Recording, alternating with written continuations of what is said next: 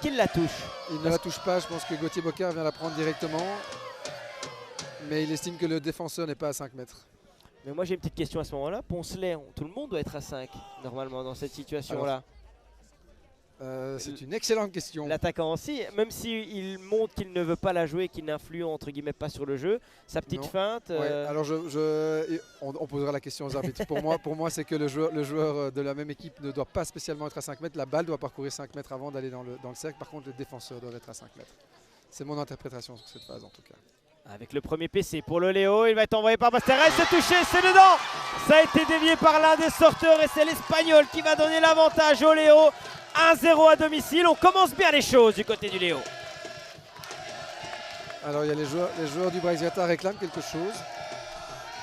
Je pense pas qu'il y aura de changement de décision. Mais c'est le pire scénario pour le Braixiata. Et je ne vois pas ce que le Brax peut réclamer, si ce n'est une balle qui n'est pas sortie peut-être du cercle. Sinon c'est un slip, touché, et qu'il soit touché ou non par un défenseur, ça ne change pas grand-chose. Peut-être qu'il y a eu une petite feinte au moment de la donne. Recevoir cette balle, sinon c'est un PC. Et le Braixiata a vraiment bien joué le coup. Et un PC qui a été obtenu par le Brax là sur une bonne construction tout simplement de la part du côté anversois. Et on le sent, hein, ils vont tout donner ces anversois. On va revoir d'ailleurs comment on a trouvé ce PC. On a bien écarté avec Loïc Leupart et un bon flat dans le cercle. Et puis après, une faute créée, il me semble, par Elliot Van Streydonk, malgré toute son expérience. Oui, il a essayé de contrôler la balle. C'était pas une balle facile, déviée juste devant lui.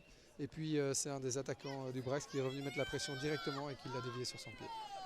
On verra si le Brax arrive à avoir le même réalisme que le Léo. Juste à l'instant, on parlait de l'importance du PC. C'est déjà le deuxième PC du Brax. Ça va arriver sur la première tour avec De Winter et quel arrêt, mais c'est bien suivi. Et c'est dedans, bien joué de la part des Anversois aussi qui sont directement revenus dans leur recompte. Le premier goal du Léo est déjà effacé et on repart à 0, mais c'était très bien joué de la part du Léo. On a très bien suivi l'action. C'était Olivier Bickens là, qui avait bien suivi ça. Oui.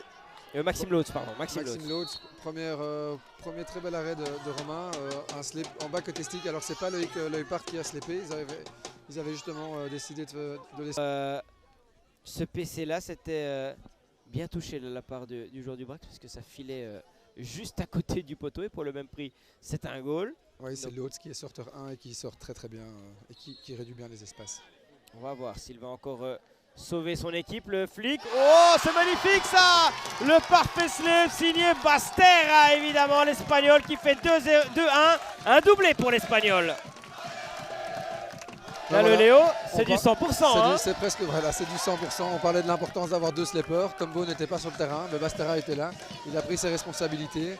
Et ça va, ça va les remettre vraiment en confiance. Van Streydonk avec toute son expérience qui était bien positionné juste à côté de Romain Hennet. Important d'avoir cette arrière-garde d'expérience dans ce genre de moment-là. Une balle qui est envoyée, c'est un goal! Mais quel shot là côté gauche! Ça s'est parfaitement joué du côté du Brax. Et c'est Darag Walsh qui a été mettre ça. C'est parfaitement réalisé. Alors on voyait que le Brax essayait de chercher des espaces de nouveau en longeant les ailes et en débordant. Et puis juste cette balle en sortie. C'est rapidement joué là côté droit par De Backer qui va aller chercher un PC. C'était intelligemment joué par le jeune du Léo. Et Van der Ren estimait qu'il avait touché la balle en la montrant et qu'il était aussi à 5 mètres au départ. Mais M. Bigarré ne changera pas d'avis. Il était sûr de lui et donc il faut accepter la décision de l'arbitre. Oui, effectivement, si c'est pour 5 mètres, c'est une faute un peu stupide de la part d'Arthur Van der Ren connaissant son expérience, surtout à ce moment-là du match. C'est 2-2. Et puis sachant que Léo a marqué ses 2 premiers pénaltys, il faut éviter ce genre de petits cadeaux à l'adversaire. Avec un PC pour le Léo, c'est le 4e de la rencontre. Il ne reste pas grand chose à jouer dans ce 3e quart-temps. Ce serait le moment idéal pour plier le match avec Tombone. Et ça rentre dedans! Tombone qui va mettre le 3-2 et ça va être très compliqué pour le Braixiata. Mais que c'est bien joué de la part des Uclois. Ouais, ils ont fait une petite variante. Tom était tout seul en bord de cercle, donc c'était sûr que c'était lui qui allait prendre la balle.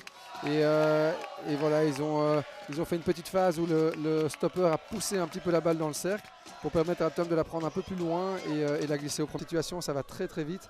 Mais par contre, il faut que le Brax marque ce goal assez rapidement. Oh, la bonne déviation, deuxième poteau et l'arrêt de Romain Henné. Est-ce que ça rentre dedans? Oui, ça rentre dedans, on en ça parlait rentre dedans. justement. C'est Thomas Brill, j'ai l'impression qu'il a mis ça. Ou alors je me trompe, c'est... C'est Bickens, je pense. Alors on va peut-être revoir ça sur le ralenti. En 2 temps, Romain Henné avait fait un bel arrêt. C'est De Winter, si je ne dis pas le bêtise. C'est Jeff De Winter qui était bien positionné, qui est l'un des meilleurs buteurs du Brax hein, dans cette partie. Ouais, c'est le numéro 34, c'est bien De Winter qui a déjà mis 9 goals de... C'est ce que Nelson a bien fait. Il s'est mis directement en travers de la balle pour empêcher la balle de passer vers le goal. Alors forcément, ça fait mal et on voit qu'il souffre un petit peu. De nouveau, j'aime plus trop commenter cette phase depuis mon accident, mais c'est comme ça. Ça reste une phase très importante du hockey. Mais depuis mon accident, on voit qu'il y a de moins en moins de slip en Oui, l'air. j'allais dire, Alexander Hendricks vous a entendu au pied de la lettre. Parce qu'il rase le sol à chaque fois. Attention à ce deuxième PC. Et c'est dedans. Aïe, aïe, aïe, aïe. Leupart qui va mettre peut-être le goal de l'espoir ici. C'est 3-4. Il reste 3 minutes à jouer à peu près. Et toute l'expérience de Loïc Leupart qui permet au Brax de revenir dans la rencontre. On va voir ça sur le ralenti. Ce PC très important pour les Anversois. Avec tout simplement un envoi parfait.